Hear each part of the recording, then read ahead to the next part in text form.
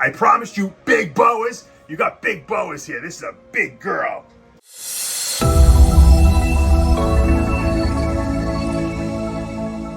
What's up, snake fans? Dave Palumbo here for Muscle Serpents Daily. Today, Pablo and I are cleaning big snakes. That's right, boas, Burmese pythons, carpet pythons, big snakes. It's a two-person job when you have this big snakes. I'll be holding most of the snakes. He'll be cleaning. We'll be cleaning together, actually. I'll be cleaning with them around my neck, a lot of them. And hopefully we won't get bit. That's the key. The key is to strategically do it so that you don't get bit. Most of those big snakes, I like them. They like me. I don't really have any problems with them. But you never know what could potentially happen when you're handling big snakes. The good thing is we fed them yesterday. That's the key. If you're going to clean big snake cages, feed them the day before, and then they're just like lethargically lazy. They just want to sit and digest their food. They don't want to be bothered. They're not really food aggressive. That I have found to be the secret. Don't feed them the day before you're supposed to. Don't clean the cages the day before you're supposed to feed them, because then they're really hungry and they're waiting. So, and certainly don't clean the cages when there's rats in the facility and they can smell them, because that's also a recipe for getting bit. So let's go in and take a look and see what we got. I think we have a clutch hatching too, so a lot of good action coming up now. Pablo and I are here cleaning snakes. The big snakes get cleaned on Friday, and this girl is getting reclassified as a big snake now. She is a Russo red pastel. See a little red in there. There's no blood in this snake. Hypo, sterling. So sterling is the patternless. We've talked about these and shown these before. This is probably one of the best ones I've ever produced. I mean, she literally, you would swear this girl had the blood gene in her or something like that. She could potentially be super hypo, because both parents are hypo. So until we breed her out, we won't know. But she is really, she just ate a rag, so I don't want to hold her too much, but we had to take her out to clean her cage, and she's gorgeous. This just goes to show you that, you know, pastel lines, which are polygenic traits, they're not just one gene equals one result. They're multiple genes that lead to reds over years and years and years. Vin Russo developed that line, and this is a patternless snake. So this is probably like, there's really nothing you can do to improve this except maybe put some more genes in it, and that's obviously down the road what we're going to do. We're going to add more genes to this Sterling project and try to get blood in there and some albino stuff, maybe some paradigm stuff. But I had to hold this girl back from 2 years ago because she was just that good. Look at that eye. She's not even albino. She's got a red eye too. It's kind of cool. All right, we have. I had to show you this girl. I've shown her to you before, but I just love her. This is my fire diamond. That is a Burke line T positive, or Burke Stone as we call it. It's after Jeremy Stone and Tom Burke. This is the T positive Central American line. Look at this.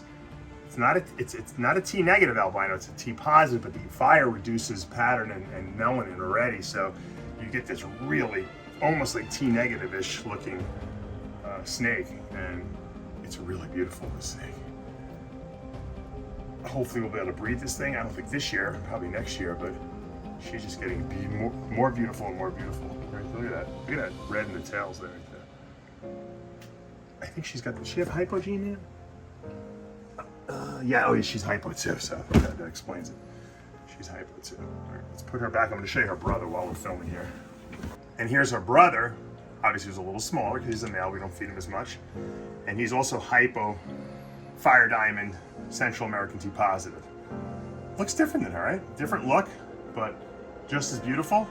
And she's a little brighter, I think, colored than he is. But eventually, we're going to breed them together and try to produce some super fire, super hypo fire diamonds, which should be just white snakes with like purplish eyes, which would be really cool. Because usually they're black-eyed leucistics, but the T positive gene removes some of the black in their eyes, and it makes it like almost like a purplish color.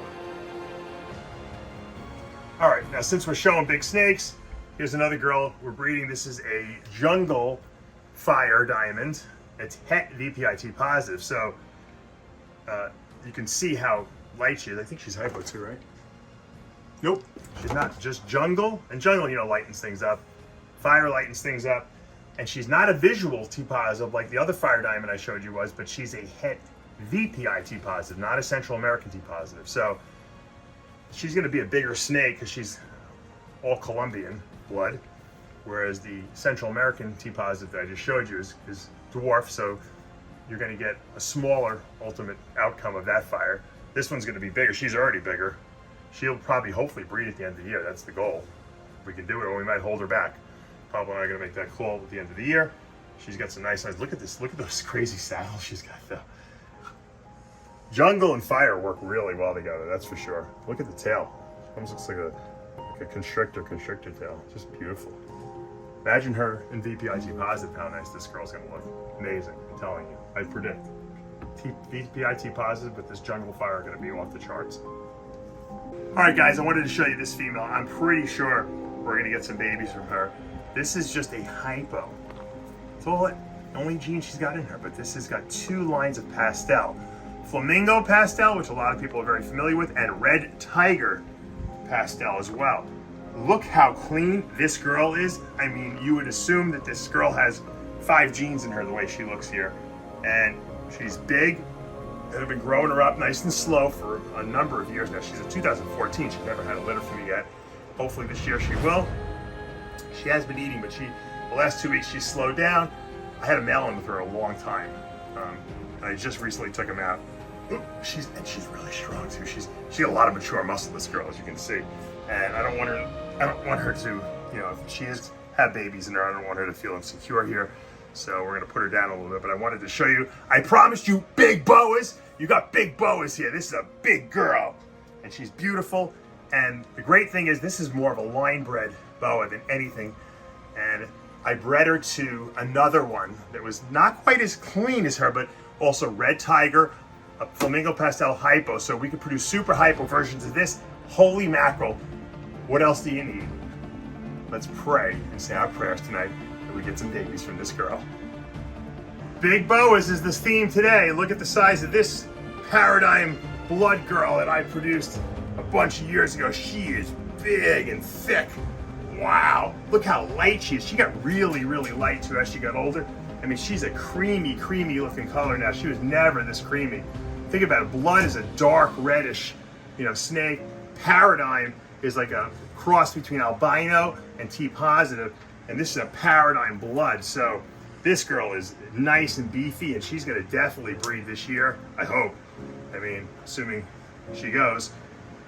I think I'm gonna have to put my fire opal to this girl and produce some more crazy looking fire opals, because she is just awesome. Unless I come up with a better idea, or unless you guys have a better idea who I should breed her to. Who should we breed this paradigm blood to? Think about it. You know my snakes. What male would be good with this gorgeous, thick, big girl? Whoa. I love clean and big snakes because I get to play with them. This girl is awesome.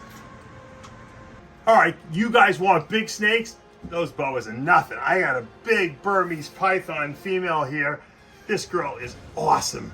And she is putting on some really, really nice size. She's filling out her cage. Pretty soon we're gonna have to put her in the bigger vision cage, the ones on the bottom, which are a little deeper and a little taller. But she is such a sweetheart. You know, Burms, when you take them out, they like to blow air. They want you to think that they're big tough guys, but they're really just sweethearts. And I've had her since she's like a little hatchling, and so I've been just raising her up, just really, really just giving her a lot of love. We feed her, not too much so she doesn't get fat, but you see these snakes grow. They don't need to eat rabbits. They don't need to eat huge pigs. They will grow, I promise you. Every year they will get bigger. Just feed them. We feed her maybe a jumbo rat. She doesn't even like jumbos. Pablo will tell you, this girl probably only eats large rats once a week maybe, and sometimes she takes the week off. And she's super lean, but she's growing. She's probably about 10 feet tall. She's 10 feet long, and she's got good body mass on her. And once again, she's not sluggish, she doesn't get respiratory, and that's what we want. We want a nice, healthy Burm so we can educate people on, you know, what's going on here in Florida. Yes, there are Burms out in the Everglades. These snakes are not in the Everglades. This snake is not going to live in the Everglades. This is a pet, and this is a display animal. And while whatever goes on out there is one thing, this is totally different. But we have to respect these big snakes. Obviously, you don't want to handle something like this if you're small, and you are not able to, just in case something goes wrong, always have 2 people when you're handling a big snake. That's always a good idea. And obviously you don't want to leave a kid alone with this. You know, my sons and my daughters are not allowed in here without us, and all these cages are locked. So that's part of the law, and we adhere to it because we love our big snakes and we don't want to lose them. Right, big girl? Okay. All right, guys. This is the biggest snake that I have in my collection right now. At least, maybe not the longest, but definitely the thickest. This is my Burmese Python male I produced a number of years ago. It's a hypo green granite albino. So green takes away pattern, albino red eyes. Granite you're really not going to see because there's no pattern, and the hypo lightens it up. The albino hypo we call it pearl. So technically, I guess this is a pearl green granite. And this boy is such a sweetheart, but he's in a bad mood today for some reason. He's blowing a lot of air. He doesn't bite it. He doesn't bite this snake. He never even tried to strike at anyone. He's my display animal I take out and do educational stuff with him. He's just a sweetheart, but he is really a little frisky today. And this snake has got a lot of strength in him. And that's when I tell you, when you have a big snake, you know, obviously I'm a big guy, I can handle this, but certainly this snake can overpower a child. So always supervision around big snakes and kids. If my kids are around, I always hold the snake and they can just kind of like give it a pet. I don't let them put this around their neck because it's dangerous. He is very strong, and even though he's not an aggressive snake and he doesn't really want to harm anyone, sometimes they don't know their own strength. So even what he's got around my neck now, it actually feels like a good massage for me. But and I have a big thick neck. But for some people, it might not feel good. But as you take these guys out, they calm down and they just want to hang out all day. Burms are just like little dogs. They want to just hang out all day. And then if I kept them out, I used to keep Burms in my office, and they would just sit under my desk lamp, and they would just hang out for hours and hours and hours. Actually, I had a Burmese Python in college back in 1987, I believe it was. The year I worked with Vin Russo at Petland Discounts, and this Burm, everyone in my dorm was hold this thing. It would go from room to room to room. And that's where I really fell in love with Burms. Unfortunately, we can't, like I said, we can't breed them here anymore in Florida, but thank God I have a display education permit. Beautiful snake, look at this guy. That is just a crazy nice face. Gotta love it. All right, I thought the big, huge Burmese Python would be the impressive, finale for the show, but Pablo reminded me we have to clean the anaconda cage. It's a little messy, so I said, you know what, run the camera. I'm gonna show people how I take my anaconda out. I haven't taken her out actually in probably 2 months since I had my foot done, so if I get bit, it'll be on camera. But she has never bit me. Although she bit Matt, didn't she? She bit Matt? Paul. Oh, Paul, excuse me. Yeah, she bit Paul. So she ate yesterday, so she really shouldn't be in a hungry mood. Once again, I normally just reach in and grab this girl because she's bit. You know what? After Paul said he got bit, I don't trust her anymore. So, but she knows me. She doesn't know these guys. All right, here she is. Here's my beautiful girl, Annie Hall. You guys are Woody Allen fans? You watch Woody Allen movies? That's where I got the name from, Annie Hall. Annie Hall has gotten very big, Pablo, don't you think? Yeah, she's gotten pretty big. She looks, I'm pretty good with snake nature by now, and she looks a little like she's not in the greatest mood. Like she might decide to take a turn and maybe take a bite out of me. I hope not, but maybe because she's just a little nervous because I just got her out. She seems to want to go back in her cage because the funny thing is she's not even sitting on the hot spot to help digest her food. So Annie, we have to clean your cage out here first because it's kind of messy. You shed and there's some peepees in there, so we want to clean you out. At some point I would love to get her a big cage like Brian Barczyk has, right, with a water feature and everything like that, and let her be able to soak. Anacondas love to swim. She's really nice. Look at that beauty. Look at that beautiful girl. Too bad we can't have anacondas here too, because they have T-positive albinos now. Megan from Megaconda is breeding those out in California, where it's still legal to have snakes. It's funny, you can't do anything else in California, but you can have big snakes in California. They don't care about those. they'll take away every other right you have, but you can have your big snakes then. Anacondas get a bad rap. Some of them can be a little bitey, but I picked her out as a baby from a litter that was just born. And she was the only one that was being really sweet with me. So And she's always been really good with me, like I said. But you never can tell. Snakes, like as Pablo said, if they have teeth, they can bite.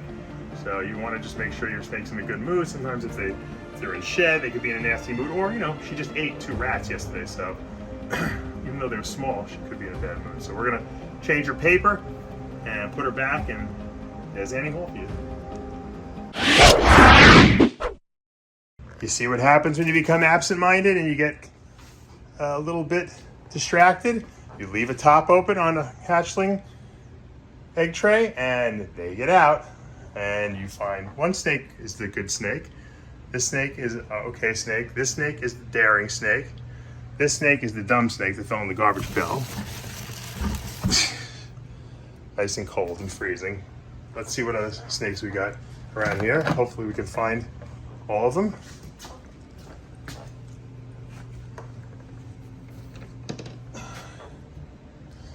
This is what happens. You got to keep your eye on the prize, so to speak. I'll show you this clutch in a second. All right, we found all the snakes. Luckily, no harm done. They're cold, so I'm going to put it back in the incubator, but this is a great clutch. This was an Orange Dream Ultramel Pied Het Hypo clutch, bred to an Enchi Orange Dream Het Pied, 50% Het Hypo. So we were trying to prove out the Het Hypo, obviously. This one might, I got to get Pablo here. He's my hypo expert. Pab, I think we had a hit. Is this hypo, you think? Hypo pied? What is it? You think this one is hypo pied? It might be. Or is it too dark, the head? I think the head is too dark. Let's see. I mean, it could be Super Orange Dream. That's probably, it might be Super Orange Dream Enchi pied, in which case, and everything's Het Ultramel here, which is great. What about this? This one's not, No. We didn't hit pied on this one, but let me see what No, that's not hypo. That's not hypo now. This is probably Super Orange Dream, I would say.